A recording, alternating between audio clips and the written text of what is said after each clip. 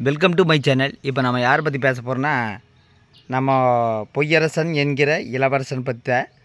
அதாவது என்னென்னா, நேற்று பார்த்துருப்பீங்க, கோயிலுக்கெல்லாம் போயிட்டு வந்திருப்பாங்க. பரவாயில்ல. என்ன விஷயம்னா, தப்பு பண்ணிட்டு கோயிலுக்கு போகிறதெல்லாம் ஒரு இப்போ கை வந்த கலை. இவர் தப்பு பண்ணிட்டுனா இவர் முன்னே போதை போட்டிருப்பார். அப்புறம் ஒரு வாரத்துக்கு முன்னாடி ஒரு பெண்ணை கேவலமாக கெட்ட வார்த்தையில் திட்டி வீடியோ போட்டிருப்பார். அது வேறு விஷயம். இவங்களுக்கெல்லாம் அது வந்து ஜாலி மைண்ட். அப்புறம் நேற்று என்ன சொல்கிறாருன்னா, ஒரு வீடியோவில் பார்த்துருப்பீங்க, நான் ஜிம்முக்கு போகிறேங்க, ஆனால் இப்போ ஜிம்முக்கு போகலிங்க, போண்டா பஜ்ஜி தின்னுட்டு புகையடிக்கிறதுக்கு வந்திருக்குங்க. அப்புறம் 3 நாள் ஆச்சுங்க ஜிம்முக்கு ஜாயின் பண்ணி. ஆனால் ஜிம்முக்கு போக முடியல. ஏன்னா காலையிலேருந்து சாயந்தரம் வரைக்கும் கஷ்டப்பட்டு உழைக்கிற ஒரு கடுமையான உழைப்பாளி. இவரை மாதிரி உழைப்பாளி நீங்கள் எங்கேயுமே பார்க்க முடியாது. மொபைல் எடுத்துக்குவார், வீட்டை காட்டுவார், வீட்டுக்குள்ளேயே தான் காட்டுவார். அப்புறம் சமையல் கட்டு மனைவி, அந்த சமையல் கட்டு சுத்தமாக கூடி வச்சுருக்க மாட்டாங்க. அப்புறம் 3 நாளைக்கு இவருக்கு டைம் இல்லையாட்டுக்குது. எதனால் டைம் இல்லைன்னா, 3 நாளைக்கு அந்த நைட்டி ஆர்டர் எடுக்கிறதுக்கு லண்டன், ஜப்பான் இதெல்லாம் போயிருக்க மாட்டாங்க. இங்கேருந்து எல்லாம் ஆர்டர் வந்திருக்கு. 40 நாள் தான் ஆச்சு நைட்டி பிஸ்னஸ் பண்ணி.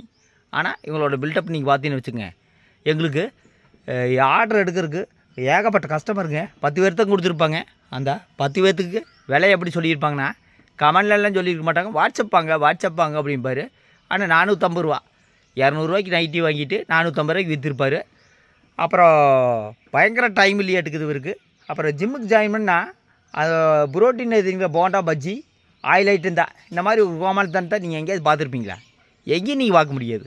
என்ன காரணம்னா, ஒரு ஜிம்முக்கு போகணுன்னா என்னோடய புரோட்டீன் எழுதுங்களா, காலையில் ஜிம் மாஸ்டர்கிட்ட போய் கேட்க சொல்லுங்கள். போண்டா பஜ்ஜி எல்லாம் கிடையாது. இவங்க உடற்பயிற்சின்னு சொல்லிவிட்டு சில நாட்களுக்கு முன்பு ஒரு கோமாளித்தனம் பண்ணியிருப்பாங்க. எப்படின்னா, காலையில் 9 மணிக்கு எழுந்துச்சி வாக்கிங் போகிறது, அதை அப்படியே விட்டுருவாங்க. விடிய காலையில் 3:15க்கு குழந்தைய தூக்கிட்டு போகிறது. இதுதான் இவங்களோட உடற்பயிற்சி, நடைப்பயிற்சி. இந்த மாதிரி கோமாளித்தனத்தை நீ எங்கேயும் பார்க்க முடியாது. இப்போ ஜிம்முக்கு போகிறாரு, 3000 ரூபா கட்டி ஜிம்முக்கு வாங்கி ஜாயின் பண்ணியிருக்கிறாரு. ஆனால் அந்த 3000 ரூபாயை ஒரே வாரத்தில் சம்பாதிச்சு போடுவார். எப்படின்னா, அந்த ஜிம்மில் போய் ஒரு 4-5 வீடியோ, அலப்பறை வீடியோ ஜிம்மில் எக்ஸசைஸ் பண்ணுற மாதிரி பண்ணிவிட்டு அது நல்லா வியூஸ் வாங்கிட்டு 10,000 ரூபா சம்பாதிச்சிருவார். இதுதான் நம்ம பொய்யரசன் என்கிற இளவரசன். அப்போ இளவரசனுக்கு காயத்ரி அம்மையார் முதல் மனைவியான்னு கேட்டால் அதுதான் இல்லைங்க, அது 2வது மனைவி. அது எந்த இடத்துலையும் சொல்ல மாட்டார். அப்புறம் என்னால் வீடியோ போட முடியுங்க 2 நாளைக்கு முன்னாடி சொல்லியிருப்பார். அவர் ஆல்ரெடி கோர்ட்டு கேஸுக்கு தான் போயிட்டு வந்திருப்பார், அதையும் சொல்லியிருக்க மாட்டார். இப்போ வந்து ஒண்டி முனிப்பன் கோயிலுக்கு, இவங்களுக்கு ஒண்டி முனிப்பன் கோயில் ஒன்று இருக்குதுங்க. அதாவது அடுத்தவங்கள கண்டபடி திட்டி வீடியோ போட்டு அடுத்தவங்கள பற்றி பேசினா ஒண்டி முனிப்பன் கோயில். சாமிங்கிறது இவங்களுக்கு ஒரு வியாபாரம் தான். மொத்தத்தில் இந்த பொய்யரசன் எந்த காலத்திலும் ஒழுக்கமில்லாத ஆள் தான் நான் சொல்லுவேன். ஏன்னா ஒரு வாரத்துக்கு முன்னாடி தான் ஒரு பெண்ணு கமெண்ட் பண்ணிக்க, அந்த பெண்ணை கேவலமாக கெட்ட வார்த்தையில் திட்டிருப்பார். அப்புறம் சாமி கோயிலுக்கு போயிட்டு எல்லாமே இவங்களுக்கு நல்லா தான் வருமானம் கேட்டால் அது சிந்திக்க வேண்டிய விஷயந்தான். அப்புறம் என்ன சொல்கிறாரு, நான் கோபியில் சின்ன வயசில் சுற்றி பார்த்தேங்க, சின்ன வயசுலேயே சாப்பிட்டு போட்டு காசு கொடுக்காம முடியுன்ட்டு அப்படின்ட்டு யூடியூப்பில் சொல்கிறாரு. சின்ன வயசில் எப்படி ஒரு பழக்கம்னு வருங்க. அப்புறம் இவங்க பையன் நல்லா நாலேஜ் உள்ள பையன்தான், அப்படியே பேசுகிறாரு. ஆனால் இளவரசன் பேசின கெட்ட வார்த்தையெல்லாம் அந்த பையன் கேட்டால் அந்த நாலேஜ் போயிருதுன்னு நினைக்கிறேன். அந்த பையனுக்கு நல்ல அறிவு வந்துருக்குன்னு நினைக்கிறேன். அப்புறம் அக்காவன்னு சொல்லிவிட்டு ஒரு வித்தலாட்டம் போட்டுக்கிறாரு. அது அக்காவும் இல்லை, அக்கா பையனும் இல்லை, அவர் முதல் மனைவியோட பையன்தான். அதை பற்றி இளவரசன் எந்த காலத்துலேயும் வாய் திறந்து பேச மாட்டார், எந்த இடத்துலையும் பேச மாட்டார். கோயிலுக்கு போயிருக்கிறாங்க, ஒன்றும் தப்பு இல்லைங்க, கோயிலுக்கு போகிறது நல்ல விஷயந்தான்.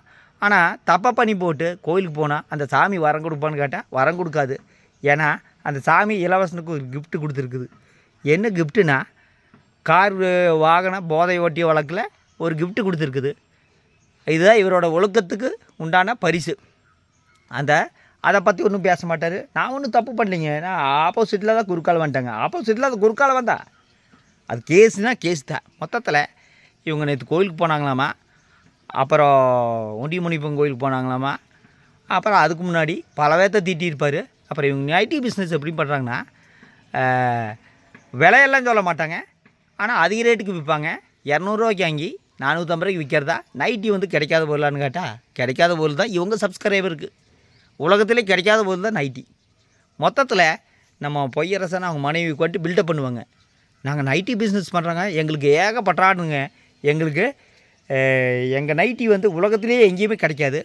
அப்புறம் இவங்க கோயிலுக்கு போகிறதுக்கு முன்னத்த நாள் என்ன பண்ணாங்கன்னா, கிருத்தி அன்னைக்கு ஃபுல்லாக லெக் பீஸ் சிக்கன் தின்னு போட்டு அப்புறம் கோயிலுக்கு போயிருக்கிறாங்க. இதுதான் இவங்களோட ஆன்மீக பித்தலாட்டம். எப்படிங்க எப்படி ஒரு சுத்தமாக ஆன்மீகம் போயிருக்கிறாங்க. அப்புறம் நான் நிறைய பேர் கமெண்ட் பண்ணியிருப்பாங்க, கோயிலுக்கு போங்க நல்லா இருக்கும்னுங்கிறேன். அடுத்த பெண்களையுமே ஆண்களையுமே திட்டி வீடியோ போட்டு நீங்கள் சாமி போய் வேண்டிங்கன்னா அந்த சாமி என்றைக்குமே வர கொடுக்காது. கிருத்திகை என்னன்னு தெரியாது, பௌர்ணமி என்னன்னு தெரியாது, அமாவாசை என்னன்னு தெரியாது. பௌர்ணமி அமாவாசைங்கிறாரு, அமாவாசை பௌர்ணமி சொல்லுவாராட்டுக்குது. மொத்தத்தில் வெள்ளிக்கிழமை சனிக்கிழமைக்கு சொல்கிறாரு. ஒரு நாலேஜுனா உட்காந்துட்டு எந்த வேலை வெட்டிக்கும் போகாமல் கணவன் மனைவி உட்காந்துட்டு ட்ராமா போட்டு பித்தலாட்டம் போட்டுருந்தா அது என்ன சொல்லுவாங்கன்னா ட்ராமான்னு தான் சொல்லுவாங்க. ஏன்னா இவங்களுக்கு உழைப்புங்கிறதுக்கு அர்த்தம் தெரியாத ஒரு பர்சன். அதாவது இவர் என்ன உழைக்கிறாரு, இது உழைப்பா இல்லை, மொபைலில் தூக்கிட்டு குடும்பத்தையுமே அது சமையல் கட்டவே தான் காட்டுறாரு, வேறு எதுவும் கிடையாது. இவங்களோட கண்டென்ட்டு வியூஸையே போகாதுக்காருன்னா முழுக்க சமையல் கட்டு குழந்தை. நான் சொல்கிற சேனலில் நீங்கள் போய் பாருங்கள், துர்கா காந்தி, இந்தியா குட்டி சேனலில் வெறும் 6 லட்சம் சப்ஸ்கிரைபர் தான் இருக்கிறாங்க. ஆனால் வீடியோ பார்த்தீங்கன்னா 100K 150K. இவரோட ஏதோ ஒரு வீடியோ 100K போகும். உட்காந்து மழுப்புவார், எங்களுக்கு இதே போதுங்க, இதே வியூஸ் போதுங்க அப்படிங்கிறாரு. வியூஸ் போகலை, அதுதான் உண்மை. அப்புறம் அக்காவாயின்னு சொல்லி போட்டு நாடகம் போட்டுக்கிறாங்க. அது எந்த அக்காவாயின்னு கிடையாது. இளவரசனுக்கு ஆல்ரெடி முதலே ஒரு கல்யாணம் ஆயிடுச்சு, இது 2வது கல்யாணம் தான். இது பல பேர் சொல்கிறாங்க, இது ஆதாரத்தோடு தான் சொல்கிறாங்க. என்ன காரணம்னா அவர் ஒரு வீடியோவில் அந்த பெண்ணை திட்டி வீடியோ போட்டிருப்பார். அந்த பெண்ணு நல்லா பாருங்கள், அந்த வீடியோவில் நீயே என்னை விட்டுட்டு போன அப்படின்னு தான் சொல்கிறாருங்க அந்த பெண்ணு. மொத்தத்தில் இளவரசன் கோயிலுக்கு போனால் அந்த சாமி வரம் கொடுப்பான்னு கேட்டால் கண்டிப்பாக வரம் கொடுப்பாரு. பண்ணுறது போல அயோக்கித்தனம். கொஞ்ச நாளைக்கு முன்னாடி போதை போட்டிருந்தார், இப்போ மாறிட்டாராட்டுக்குது. அப்புறம் புகை அடிக்கிறாரு. ஜிம்முக்கு போகும்போது ப்ரோட்டீன் பார்த்துங்க, போண்டா பஜ்ஜி 3 நாள் டைம் இல்லையாட்டுக்குது. ஏன்னா 3 நாள் பயங்கர பிஸி இவர். மொத்தத்தில் இவர் போடுறது பூரா ட்ராமா தான் உண்மையிலேருந்து சொல்லுவேன். சம்பாதிக்க வேண்டி ஏதோ ஒன்று பேசிகிட்டு இருக்கிறதா யூடியூப்பில், அதுதான் உண்மை. அதை எப்போ உணர்வாங்கன்னா எப்போவுமே உணர மாட்டேன் அவங்க சப்ஸ்கிரைபர். இந்த ஆள் உட்காந்துட்டு எனக்கு வியூஸ் போகல, எனக்கு வியூஸ் இது போகு அது போகுது அப்படின்ட்டு கணவன் மனைவி உட்காந்துட்டு ப்ரெஸ் மீட்டில் கொடுக்குற மாதிரி பேசுவாங்க. ஆனால் இவங்க சேனலில் வியூஸ் கம்மியாகும், இன்னும் கம்மியாகும். ஏன்னா சமையல் கட்டுலேயுமே வீட்டுக்குள்ளேயுமே கண்டென்ட் போட்டிருந்தா கண்டிப்பாக யாரும் பார்க்க மாட்டாங்க. 13 லட்சம் பேர்த்தில் 5% கூட இல்லை, 2% பேர் தான் பார்க்குறாங்க. பாக்கி யாரும் பார்க்குறதில்ல. 20,000 30,000. ஓகே, அடுத்த வீடியோவில் சந்திக்கிறேன். நன்றி, வணக்கம்.